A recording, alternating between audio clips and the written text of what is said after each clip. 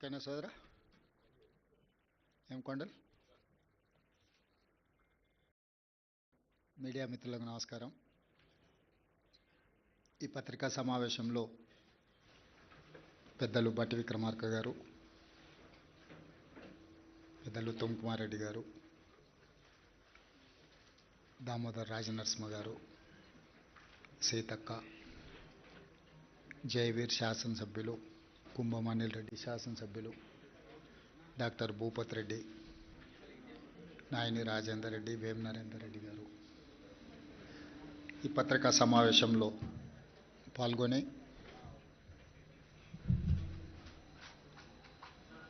తెలంగాణ రాష్ట్రంలో స్థానిక సంస్థల ఎన్నికలు 12,728 గ్రామ పంచాయతీలకు గాను 12,702 గ్రామ పంచాయతీ ఎన్నికలు పూర్తి చేసుకొని వాటి ఫలితాలను రాష్ట్ర ఎన్నికల అధికారులు ప్రకటించడం జరిగింది. ఈ పంచాయతీరాజ్ ఎన్నికలను ప్రశాంతంగా, ప్రజాస్వామ్యబద్ధంగా, ఎక్కడా అధికారిక లోటుపాట్లు లేకుండా నిర్వహించినందుకు ప్రభుత్వ సిబ్బందిని రాష్ట్ర ప్రభుత్వం తరఫున మనస్ఫూర్తిగా నేను అభినందిస్తున్నా. అదేవిధంగా కాంగ్రెస్ పార్టీ కార్యకర్తల్ని, తెలంగాణ ప్రజలను కష్టపడ్డందుకు కార్యకర్తల్ని, కాంగ్రెస్ పార్టీని ఆశీర్వదించినందుకు తెలంగాణ ప్రజలకు కాంగ్రెస్ పార్టీ పక్షాన వారికి కృతజ్ఞతలు తెలియజేస్తున్నాను. డిసెంబర్ 7, 2023 నాడు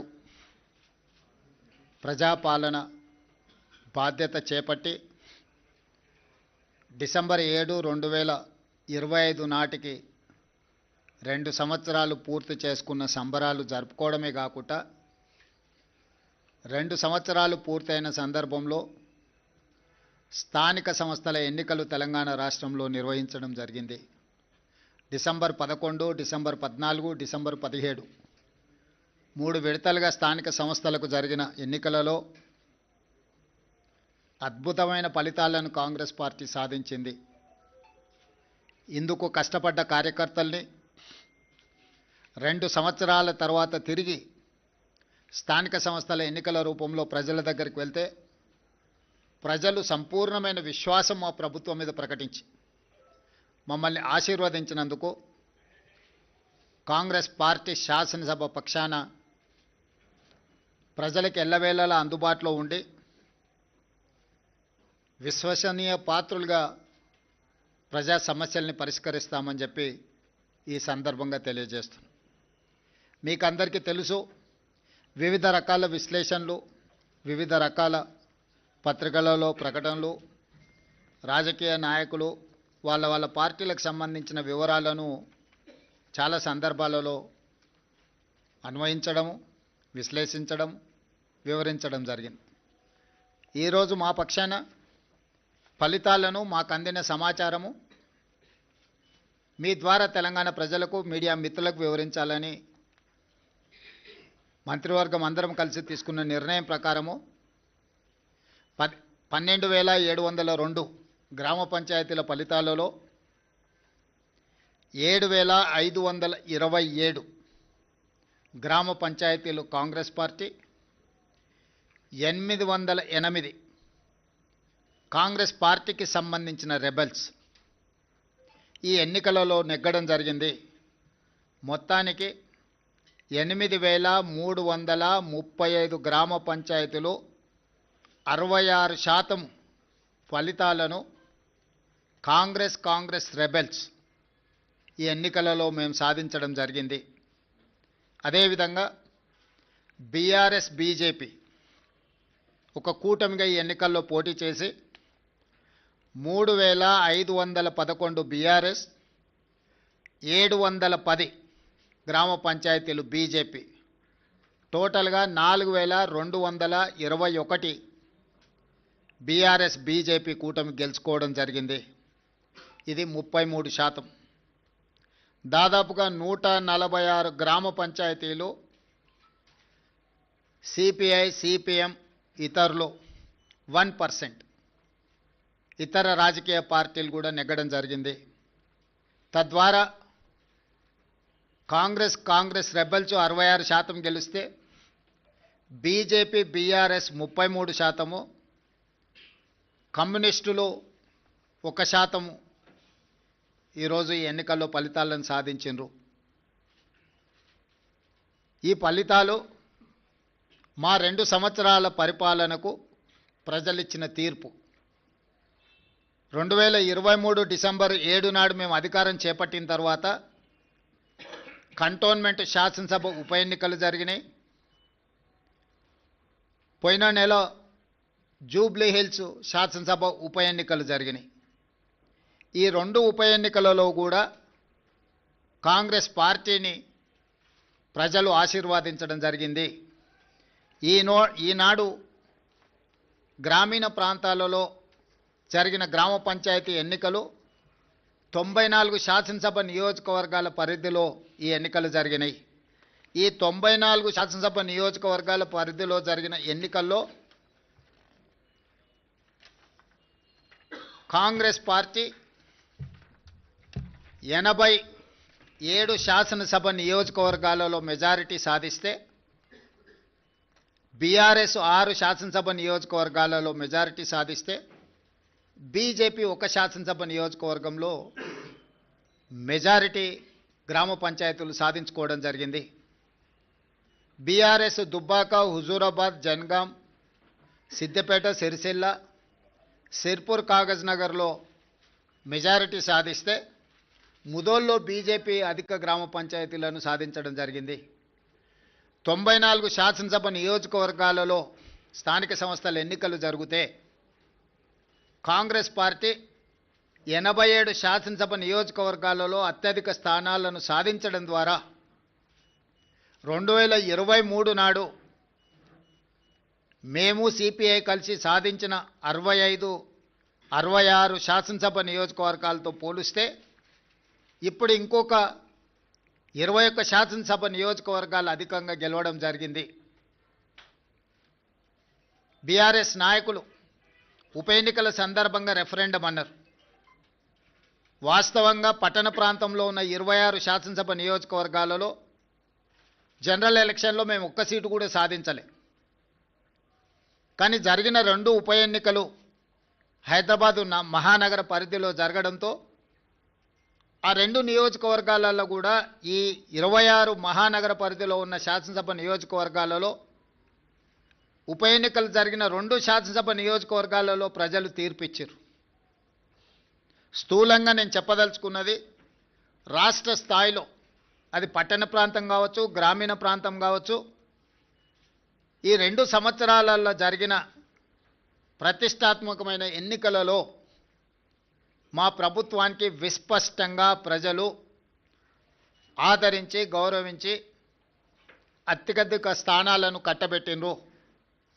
దీనికి ప్రధానమైన కారణం పేదలకు మేము అందించిన రేషన్ కార్డులు, పేదలకు మేము అందించిన సన్నబియ్యం, రైతులకు మేము మాఫీ చేసిన రుణమాఫీ, రైతు భరోసా, బోనస్ 500, పండించిన వరి ధాన్యాన్ని మొత్తాన్ని కొనడం, ప్రతి పేదవాడికి 200 యూనిట్ల ఉచిత కరెంట్, మహిళలకు ఆర్టీసీలో ఉచిత బస్సు ప్రయాణం, 500 రూపాయలకే సిలిండర్ ఇవ్వడం, 27,000 కోట్ల రూపాయలు మహిళలకు 0 వడ్డీతో రుణాలు ఏర్పాటు చేయడం, ప్రతి విషయంలో 4.5 లక్షల ఇందిరమ్మ ఇండ్లు పేదల ఆత్మగౌరవం కోసం వాళ్ళకి ఇండ్ల కేటాయించడం.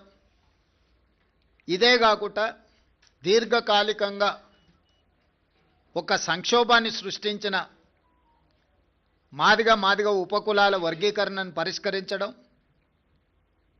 100 సంవత్సరాల నుంచి జటిలంగా మారిన కులగణనను నిర్వహించడం, 61,000 ప్రభుత్వ ఉద్యోగ నియామకాలు చేపట్టడం,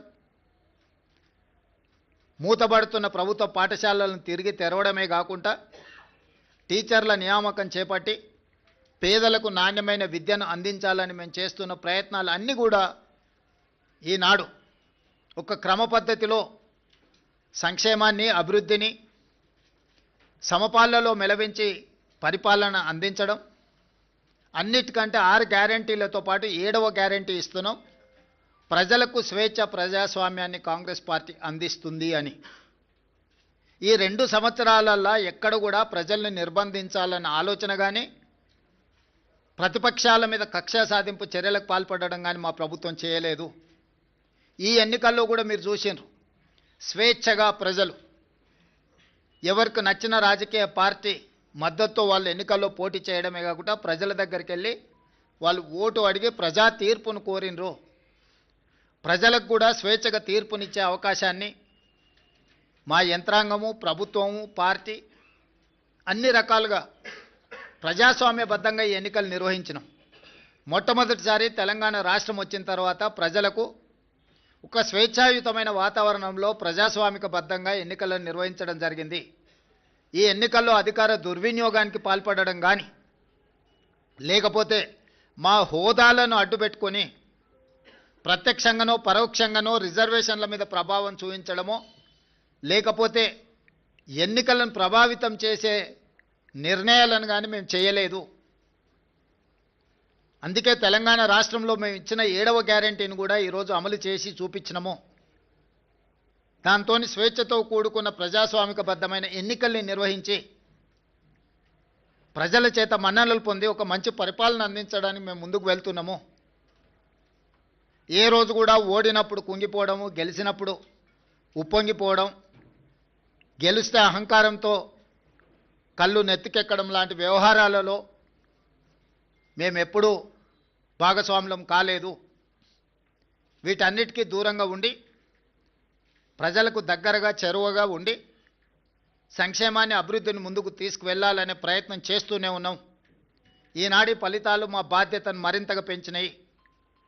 ఈనాడు కేంద్ర ప్రభుత్వం ఆనాడు శ్రీమతి సోనియా గాంధీ, మన్మోహన్ సింగ్ గారు అందించిన మహాత్మా గాంధీ ఉపాధి హామీ పథకాన్ని నిర్వీర్యం చేసి నీరుగార్చి పేరు మార్చడమే కాకుండా విధానాలను మార్చడం ద్వారా పేదలకి పథకాన్ని అందకుండా చెయ్యాలన్న కక్ష కుట్ర స్పష్టంగా కనిపిస్తుంది. కేంద్రంలో సోనియా గాంధీ గారి మీద, రాహుల్ గాంధీ గారి మీద కక్షతో కూడిన అక్రమ కేసులు పెట్టడం, కోర్టులు చీవాట్లు పెట్టినా కూడా మారకపోవడాన్ని మనం కళ్ళతో చూస్తున్నాం. వీటన్నిటిని దృష్టిలో పెట్టుకొని ప్రజలు ప్రజాస్వామికబద్ధమైన కాంగ్రెస్ పార్టీ ప్రజలకు రక్షణ. అందుకే ఈరోజు తెలంగాణ ప్రజలు కాంగ్రెస్ పక్షాన బలంగా నిలబడ్డారు. ఈ స్ఫూర్తి కొనసాగుతుంది. భవిష్యత్తులో ఇంకా బలంగా పనిచేస్తాము, బాధ్యతతో పనిచేస్తాము. ఎదిగినా కొద్దిగా ఒదగాలి అని పెద్దలు ఏదైతే సూచన చేసిండ్రో వాటిని దృష్టిలో పెట్టుకొని ఆ విధంగానే ముందుకు వెళ్తాము. ప్రతిపక్షంలో ఉన్న వాళ్లకు అధికారం కోల్పోయినా అహంకారం తగ్గలేదు. ఇంకొక ఆయన కడుపు నిండా విషం పెట్టుకొని మూసీలో కాలుష్యం కంటే ఆయన కడుపులో విషం ఎక్కువగా కనిపిస్తుంది.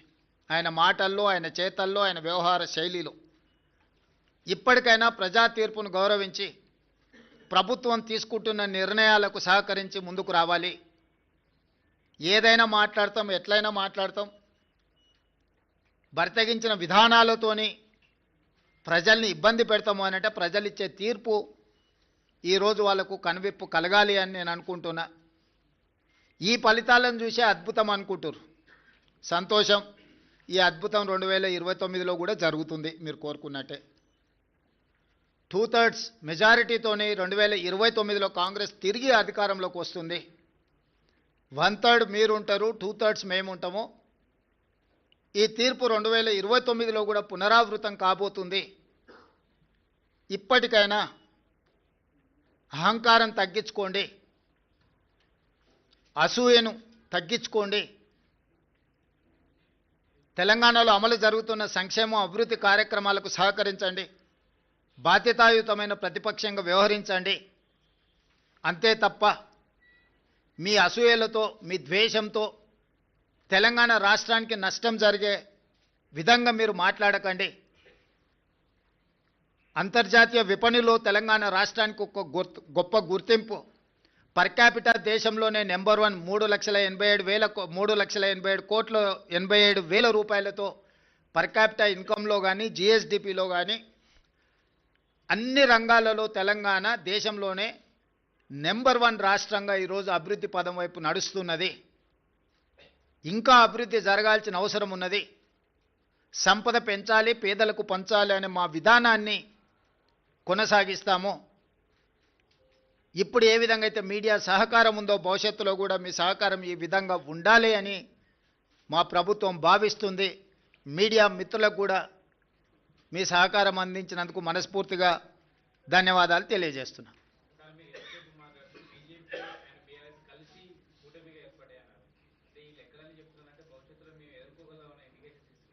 ఖచ్చితంగా దాంట్లో మీకు అనుమానం ఎందుకు? పార్లమెంట్ ఎన్నికల్లో వాళ్ళిద్దరు కలిసి వచ్చినా కూడా ఎదుర్కొని 8 సీట్లు సాధించినాం, 40% పైగా ఓట్లు సాధించినాం. ఇది భవిష్యత్తుకు పునాదులే వాళ్ళిద్దరూ కలిసిమెలిసి పోటీ చేస్తారనేది. నిన్న కేటీఆర్ ఒక రోజు ముందు కేటీఆర్ మాట్లాడతారు, తర్వాత రోజు కిషన్ రెడ్డి మాట్లాడతారు. సేమ్ ప్రెస్ మీట్ ఏదైనా చూడండి మీరు. కిషన్ రెడ్డి గారు ఇప్పుడే ఏదో జరిగిపోయినట్టుగా, బీఆర్ఎస్ ఉన్నప్పుడు అద్భుతాలు జరిగినట్టుగా, బీఆర్ఎస్ ఉంటేనే బాగుంటుంది అన్నట్టుగా కిషన్ రెడ్డి గారు వ్యవహార శైలి చూసిన తర్వాత మీకు ఏమైనా అనుమానం ఉందా? అందుకే చెప్తున్నా, వాళ్ళిద్దరు కలిసి 1/3, కాంగ్రెస్ ఒకటి 2/3. వాళ్ళిద్దరు కలిసి 33%, మేము ఒక్కరం 66%.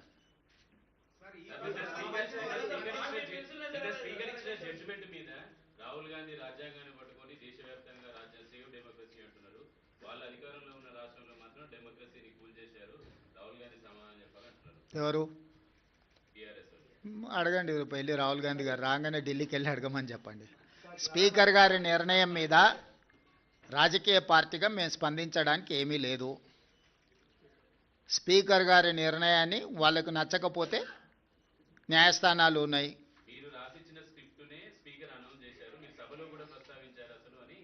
ఇప్పుడు నేను వాళ్ళ అవగాహన రాహిత్యానికి జాలి పడుతున్నా. పదే పదే హరీష్ రావు గారు శాసనసభలోనే మేము 37 మంది శాసనసభ్యులు ఉన్నాం, మాకింత సమయం ఇవ్వాలని మాట్లాడింది మీరు కళ్ళతో చూసిరు, మీరు చెవులతో విన్నారు, అవునా? ప్రతిసారి శాసనసభ ముగింపు సమావేశాలలో స్పీకర్ గారు ఒక బులెటిన్ ఇష్యూ చేస్తారు. ఏ పార్టీకి ఎంతమంది శాసనసభ్యులు ఉన్నారు, వారు ఎంతెంత సమయం మాట్లాడినరని ప్రతిసారి బులెటిన్ ఇష్యూ చేస్తారు స్పీకర్ గారు. ఇప్పటివరకు జరిగిన అన్ని శాసనసభ సమావేశాల ముగింపులో స్పీకర్ గారు స్పష్టంగా ప్రకటించారు. ఏ ఒక్క రోజు కూడా స్పీకర్ గారి నిర్ణయాన్ని వాళ్ళు ప్రశ్నించలేదు.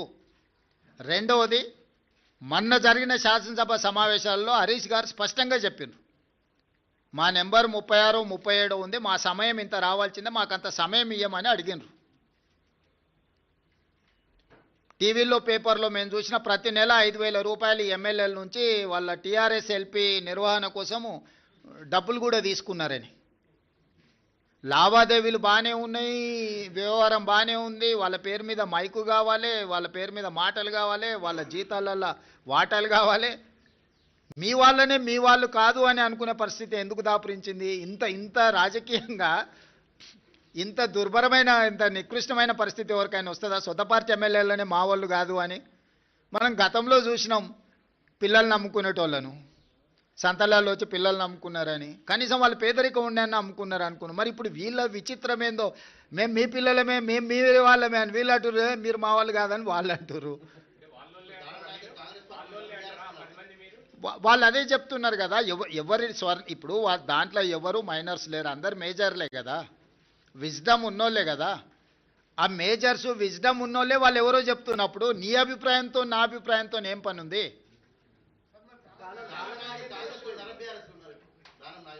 నాగేందర్ గారు చెప్తారు కదా, మీరు అడగండి, చెప్తాం మీరు అడిగిండ్రు అని చెప్పి. ఎస్ అమర్ గారు, అమర్ గారు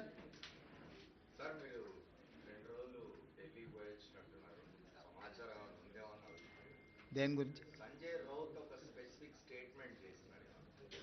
డిసెంబర్ 19 నాడు ప్రైమ్ మినిస్టర్ మారబోతున్నాడు, లేదు, ప్రైమ్ మినిస్టరే దేశంలో లేడు, ఆయనే విదేశాలలో ఉన్నాడు. అసలు 19 లోపల వస్తాడో రాడో కూడా నాకు సమాచారం లేదు.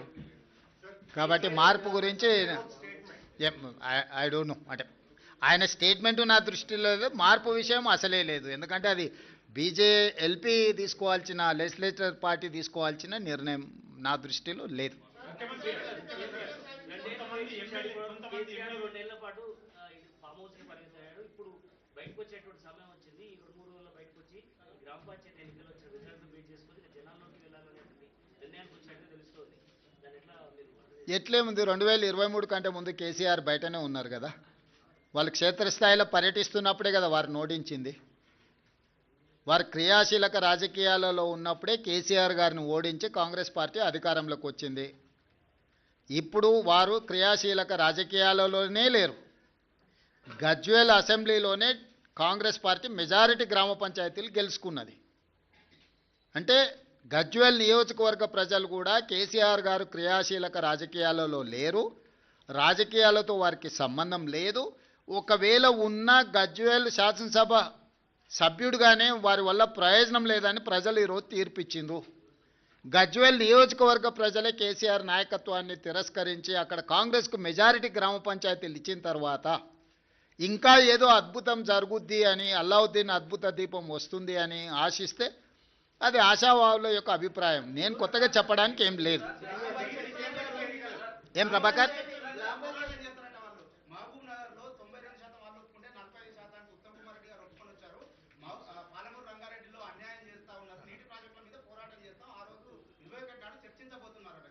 నేనేమంటున్నా అంటే కేసీఆర్ గారిని ప్రతిపక్ష నాయకుడిగా లేఖ రాయమనుంది. 3 రోజులు కానీ 4 రోజులు కానీ కృష్ణానదీ జలాలు, గోదావరి జలాలకు సంబంధించి ఎవరు ఏం చేసిండ్రో చర్చ చేద్దాం కూలంకషంగా. పూర్తి వివరాలతో వచ్చి కూర్చుందాం.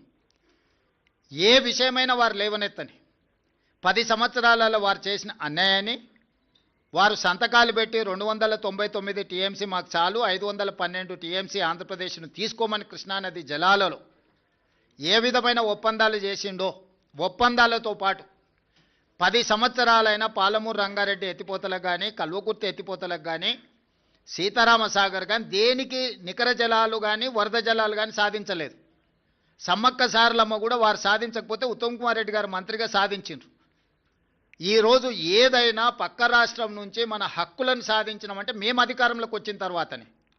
వీటన్నిటి మీద వారు లేనప్పుడు పత్రికా సమావేశాలలో మాట్లాడడం నాకు ఇష్టం లేదు. నేను సూటిగా వారితోని చర్చను ఆహ్వానిస్తున్నా. చంద్రశేఖరరావు గారు బీఆర్ఎస్ ఆఫీస్ కార్యాలయంలో చర్చించడం కాదు, వారు అడిగితే ఎప్పుడంటే అప్పుడు ప్రత్యేక సమావేశాల్లో ఏర్పాటు చేస్తా. కృష్ణా గోదావరి జలాల మీద చర్చ చేద్దాం. పూర్తి వివరాలను, వాస్తవాలను ప్రజలకు వివరిద్దాం. ఈరోజు ఉమ్మడి రాష్ట్రానికంటే కూడా తీరని ద్రోహం చేసింది బీఆర్ఎస్, చంద్రశేఖరరావు గారు. ఆధారాలతో సహా మొత్తం సభలో చర్చకు మేము పెట్టడానికి సిద్ధంగా ఉన్నాము. వారు సభకు వచ్చి చర్చించి నిజంగానే మా వైపు నుంచి ఏమైనా లోపం ఉంటే వారిని ప్రశ్నించమని నేను సవాల్ విసురుతున్నా. బురద జల్లుతాం, పారిపోతామంటే ప్రజలు అన్ని గమనిస్తున్నారు. ప్రజలు ఎవరు అమాయకులు లేరు.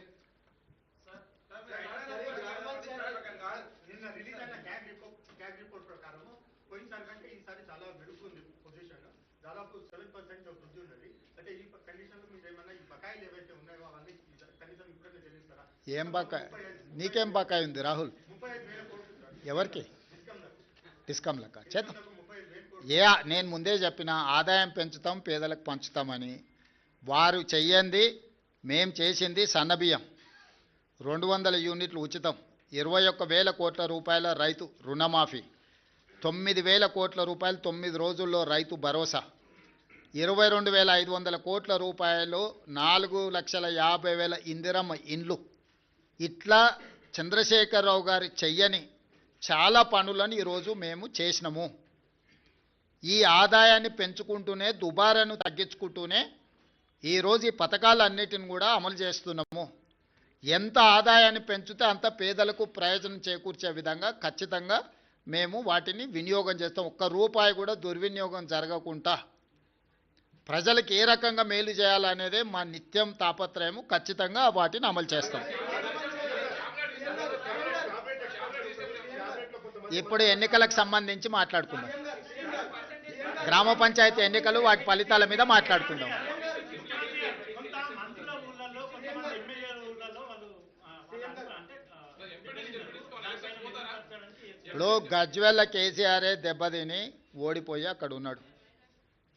ప్రధాన ప్రతిపక్ష నాయకుడే ఓటమి చెందిండు. మెజారిటీ సీట్లు కాంగ్రెస్కి వచ్చినాయి.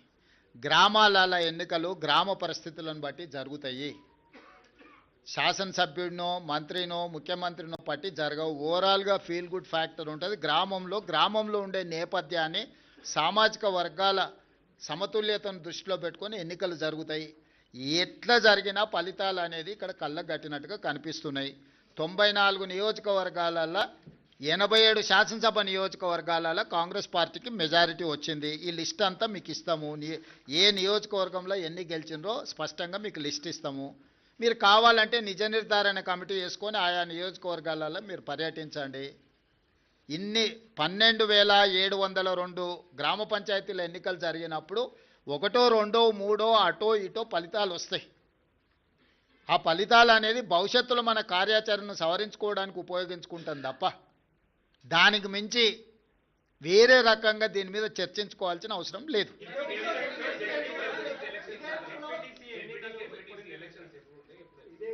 తొందరలోనే శాసనసభ పెట్టి చర్చ చేసి అందరి అభిప్రాయం తీసుకుంటాం ఎట్లా ముందుకెళ్దాం అనేది. ప్రతిపక్షాలకు కూడా అవకాశం ఇస్తాం. ఆ ఎన్నికల్ని ఎంపీటీసీ, జడ్పీటీసీ, మున్సిపల్ ఎన్నికలు, మున్సిపల్ కార్పొరేషన్ ఎన్నికలు వీటన్నిటికి సంబంధించి కూడా తొందరలోనే శాసనసభ సమావేశాలు ఏర్పాటు చేసి ప్రతిపక్షాలను కూడా అడుగుతాం ఏ విధంగా ముందుకు వెళ్దాము, 42% బీసీ రిజర్వేషన్లు ఏ విధంగా సాధించుకుందాము, భవిష్యత్ కార్యాచరణ ఎట్లుంటే బాగుంటుందో ప్రజాస్వామికబద్ధంగా చర్చ చేసి అసెంబ్లీలో ఆ తర్వాత ఎన్నికలపై ఒక నిర్ణయానికి వస్తాం.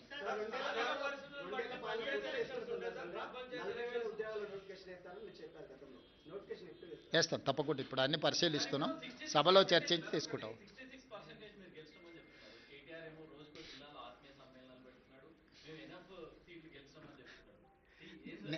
అందుకే ప్రభాకర్ క్లియర్గా నేను పర్సంటేజ్తో సహా గ్రామ పంచాయతీలతో సహా ఈరోజు 94 శాసనసభ నియోజకవర్గాలలో ప్రతి నియోజకవర్గంలో ఏ పార్టీ ఎన్ని గెలిచిందో నేను అధికారికంగా ఒక నోటు విడుదల చేస్తున్నా. మీరు నోటు తీసుకొని ఆ నియోజకవర్గంలో వెళ్ళి నిజ నిర్ధారణ కార్యక్రమాలు పెట్టుకొని మీరు పరిశీలించండి. కేటీఆర్ అనేవాడు కాంగ్రెస్ గురించి ఆలోచన చేస్తలేడు. హరీష్ అనేవాడు వెనకాల తవ్వుతున్నాడు. కేటీఆర్ నాయకత్వంలో ఏ ఎన్నికలు జరిగిపోయినా ఓడిపోయిండు కాబట్టి నాయకత్వాన్ని మార్చాలని హరీష్ వెనకాల నుంచి ఏదైతే ప్రయత్నం చేస్తుండో ఆ విషయాన్ని ఏమంటారు డైల్యూట్ చేయడానికి పర్యటనలు పెట్టుకుంటున్నాడు తప్ప ఇది ప్రజలకు కానీ ప్రభుత్వానికి కానీ సంబంధం లేదు. ఇప్పుడు కేటీఆర్ వర్కింగ్ ప్రెసిడెంట్ అయినప్పటి నుంచి జరిగిన ఏ ఎన్నికలు గెలవలే కదా. జనరల్లో అసెంబ్లీ కావచ్చు, జనరల్లో జరిగిన లోక్సభ కావచ్చు, తర్వాత జరిగిన ఉప ఎన్నికలు కావచ్చు, తర్వాత జరిగిన గ్రామ పంచాయతీ ఎన్నికలు కావచ్చు. ఈరోజు హరీష్ వర్గం ఆల్రెడీ సోషల్ మీడియాలో మిగతా మీడియాలలో మొదలుపెట్టింది కదా. కేటీఆర్ ఉంటే ఇంకా పార్టీ మిగలదు కాబట్టి కేటీఆర్ను తప్పించండి, హరీష్కు నాయకత్వాన్ని అప్పచెప్పండి అని ఒక స్లోగన్ తీసుకొని బయలుదేరిండు.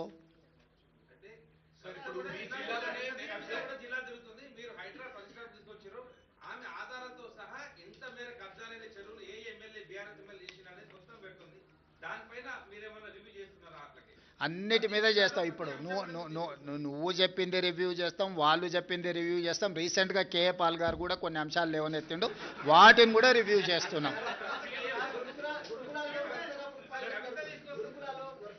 నీ అమాయకత్వం అది. మీరు లేనిది ఊహించుకొని కాయించుకొని గత 10 ఏళ్లలో జరిగినవి తీసుకొని ఇప్పుడు జరుగుతున్న వాటిని తీసుకొని ఎన్ని గురుకులాలు ఉన్నాయి, ఎక్కడేం జరిగింది అనేది లెక్క లేకుండా బాధ్యత లేకుండా ప్రశ్నలు అడగకండి. అట్లాంటి పరిస్థితి రాదు. ఎక్కడైనా ఏదైనా జరిగితే తక్షణమే చర్యలు తీసుకుంటున్నాం. ధన్యవాదాలు.